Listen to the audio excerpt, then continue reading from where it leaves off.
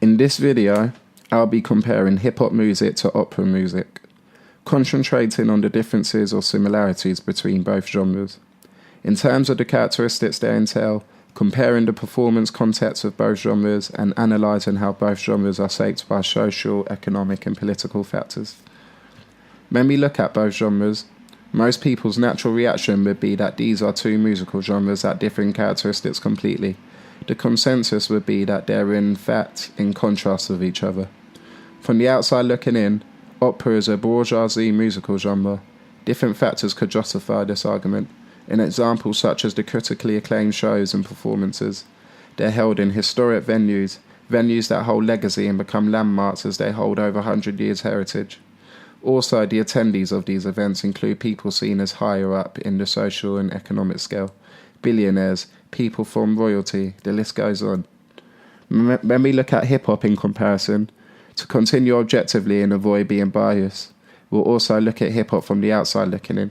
Hip-hop would be commonly seen as an urban genre of music.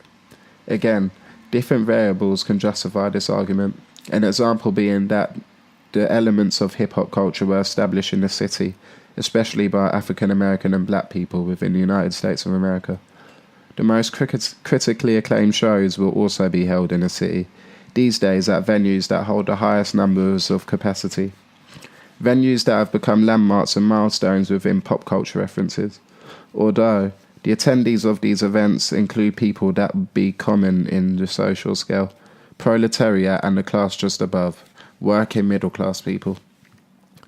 However, these views are only loose generalizations, stereotypes, and far too broad to depend on. When we truly explore the characteristics of opera music, the origins came at a time of religious and scientific confusion. The masses conform to religion as science cannot replace the functions religion have confirmed within society, although the underlying question was there and present. Opera was birthed with the Florentine Camerata Renaissance in the late 1500s, with an aim to reform music's role of entailing the power to move the passion of the mind. Although the influences of the genre at these times had great power, academies teaching opera were established, some taking the route of accompanying opera with drama. Their aim was to revive a certain style of singing which they associated with classic drama. They were primarily interested in communicating more effectively. Katz, 1986. The story of the origins of hip-hop came at a time of great financial and social depression within the USA. This depression had led to solutions that were set on financially supporting the country in various ways. Robert Moses, seen as a polarizing figure and master builder, had developed ideas for changing the physical structure of New York City in 1960s, making the city an easier place for people to navigate through, although with every positive lays a negative. The structure he had theorized and created had led to obliterating neighborhoods. Out of the debris and post-building junk came new subcultures emerging to express themselves in different ways. Quoting Shapiro, 2005. One of Moses' pet projects was the Cross Bronx Expressway. In order to build this 15-mile stretch of road, several thousands of people were displaced and large sections of the Bronx were leveled.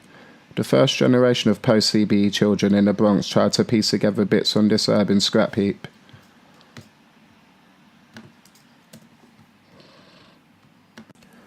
At first instance, when we compare the origins of each musical genre, for starters, opera came about in the late 1500s, centuries before the emergence of hip-hop, which was the 1960s.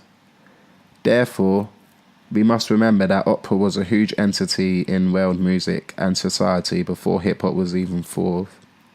But opera hit with an impact on the society it embarked on, with institutions opening, teaching the new style of classical lyrical music, which is known as opera. It's only fair to say this genre was one that held very high standards within society and prestigious outlooks. Hip-hop in comparison was a genre birthed from the tragedy that was embarked on its society. Completely improvised without the past teachings and legacies such as opera endured, hip-hop was a way the children expressed themselves in their rundown neighborhoods. Therefore, in comparison, This genre was one that was literally birthed from scraps and as a reaction from the bourgeoisie's ideologies that had impacted the proletariat. Fast forward into the late 1700s and early 1800s. Opera had no longer been a genre that was heavily dominated by the courts. It instead brought paying public roots of aristocrats and obviously the bourgeoisie. Opera houses and European constitutional monarchies were funded by royal families, with some of these venues still being titled as royal. Although there's theorists that argue that opera music being seen as a genre for the bourgeoisie is a lazy argument. They argue that upheavals within the genre came from European countries that were less developed than England and France. Also, the first opera within contemporary urban society came from a place of economic change. However, also by the revolution of 1789, the wars for the next 25 years and the stress and confusion of a large city. Alberich Nibelheim, regularly interpreted as a symbolic reflection of the rhythms of machine production, was actually composed in a country where industrial development lagged far behind France and England. La Traviata was not composed for a worldly modern metropolis but was first performed in Venice. The consciousness and the experiences of people living in that era were influenced by economic change, certainly, but also by the revolution of 1789, by the wars of the following 25 years, and perhaps even more strongly by the stress and confusion of life in a large city. Quoting Gerard, 1998. It will be easier for us to compare urbanized opera to hip-hop, being that they're two genres going through the same era in humanity's lifespan. And people can make fair judgment that modern opera was also a genre that was birthed out of depression and impacts because of the bourgeoisie. Developments of cities and industrialization were ideologies embarked on by the bourgeoisie, finding effective ways to control the masses as they were strictly outnumbered. They overpowered the masses with resources. They were able to employ members of the masses by offering them a means to earn a living and feed their families. Modern-day opera was a music genre that came also at a time of struggle amongst the masses. Now we'll compare the performance aspect of both genres and how their differences or similarities compare. As a reference point, I'll be comparing the I. Giu Foscari opera performance at London's Royal Opera House to Drake at London's O2. The total capacity of the Opera House is 2,256 seats, all spaces being seated and facing the orchestra pit. As a full orchestra is set to play, a large stage is expected. However, it includes 5 tiers of seats for the public, being heavily stratified in price, with price ranging from £10 to £235 for the same show. Now the total capacity of the O2 Arena is 20,000. I struggled to find a source to discover which percentage is standing as opposed to seating. However, I estimate around 5,000 people in the stalls standing area at the venue. This is just a rough estimate. The stage is also large, although in some plans, a small segment of the seats may rotate around the stage, meaning a segment of the spectators view the performers back. Despite the overwhelmingly larger capacity than the Royal Opera House, only 3 total tiers are present at the O2, meaning there's less classes between the spectators. The prices of seats ranging from £99 to £133 for the same show. Comparing these two events, we see at first hand that the Opera House features a more intimate music show as the O2 has around 8 times more space for capacity. But being that the Opera House features only seated spaces, all facing directly towards the stage, tells us this show has a more intimate feeling. We could even look deeper into the physical setup of the venues and discover the significance in the performance just by the setup alone. A large stage and all seats assuming focus towards the performers. As opposed to the O2, which has such a large capacity of 20,000, if we say roughly 5,000 people are standing, it's possible that roughly 1,000 people within that area can't even see the performer from within the standing section. All seats will be faced towards the performer, but the significance of the performance is heavily placed on the standing crowd as well as the performer. The seated sections from above are faced towards the standing crowd as well as the stage. However, Taking a deeper consideration into the actual performance element, opera will feature singers, off-stage performers, and dancers in a full feature. Dancers taking a drama-like approach. The production setup of an opera show features many complexities to compile a good show, such as writers, composers, conductors, architects, acousticians. The list goes on. However, these complexes take credit for being part of the performance aspect of the show. It seems as the dancing performance has a huge impact on reaction and quality of the show, almost as much as a musical performance itself. Quoting Weinstock and Hannon from 2018. Aside from solo, ensemble and choral singers on stage and a group of instrumentalists playing off stage, the performers of opera since its inception have often included dancers, a complex, often costly variety of musical dramatic entertainment. As opposed to hip-hop music in performance, depending on the choices of the artist as to whether they play with a live band or a DJ, the performance aspect of the show will feature the artist and brand or DJ as the primary performers, and in some cases, maybe a hype man. Already we can analyse how small the amount of considered performers in a hip-hop show compares to an opera show.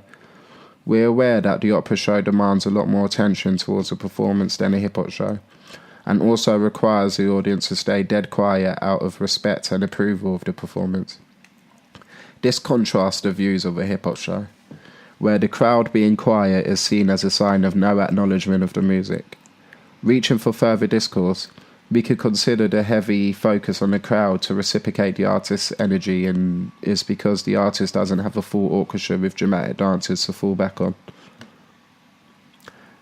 And opposing an earlier statement, in this aspect, the hip-hop show shares a deeper intimacy between the performer and the crowd compared to opera, as the consensus of a good hip-hop show is when the energy is being reciprocated equally by both elements, and the crowd are showing love for the performance through singing songs back, making noise, mosh pitting, and in extreme cases, members of the crowd taking it to extremes of climbing structures, ladies showing private parts, etc.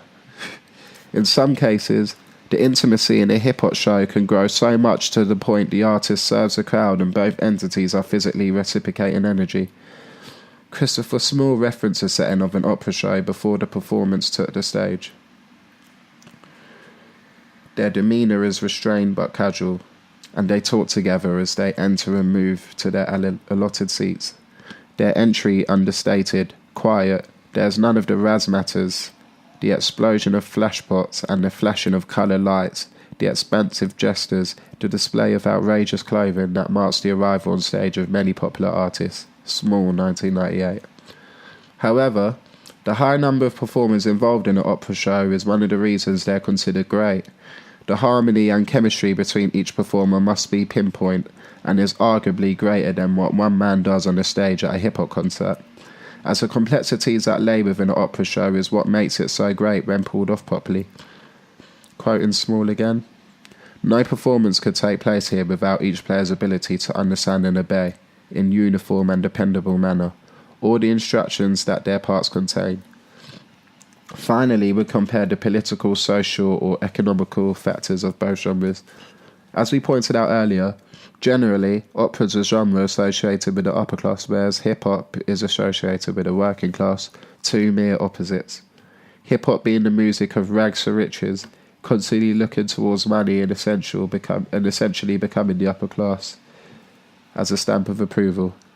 This subconsciousness comes from the poverty-stricken origins of hip-hop, a genre that looks to overthrow the status quo and is comfortable with rustling feathers amongst the bourgeoisie. Quoting Shapiro, 2005. Chuck D embraced the teachings of Louis Farrakhan, criticised urban radio for backing away from the group's pro-black politics, slammed drug dealers, declared he was an untom and sprayed militant graffiti over the FBI building. Hip-hop was a music genre that coincided with rebellion, especially on the political scale. A prominent message within the music of hip-hop being, "Fuck the police." The music is a channel of releasing frustrations and the truth about the government, also a stand for the oppressed people. Quoting Shapiro again, the first three tracks of Compton, Straight Outta Compton, Gangsta Gangsta, and Fuck the Police, were the most powerful records hip-hop had produced. Whereas we discovered earlier, opera is a mere opposite, in fact being considered music for the bourgeoisie. Opera is an entertainment outlet for the higher-ups in society, and that would include the members of political parties and governments. Therefore, the social and political aspects of the genres are clear. The method in which the show is set, silence is to be assumed as all attention focused towards the performers. This is because they solely take charge and will be the full influencers of the show. This setup is actually very similar to the ways in which society operate. The working class are to be subservient to the bourgeoisie and remain silent to allow the system to operate efficiently. Thank you for listening. Dammy.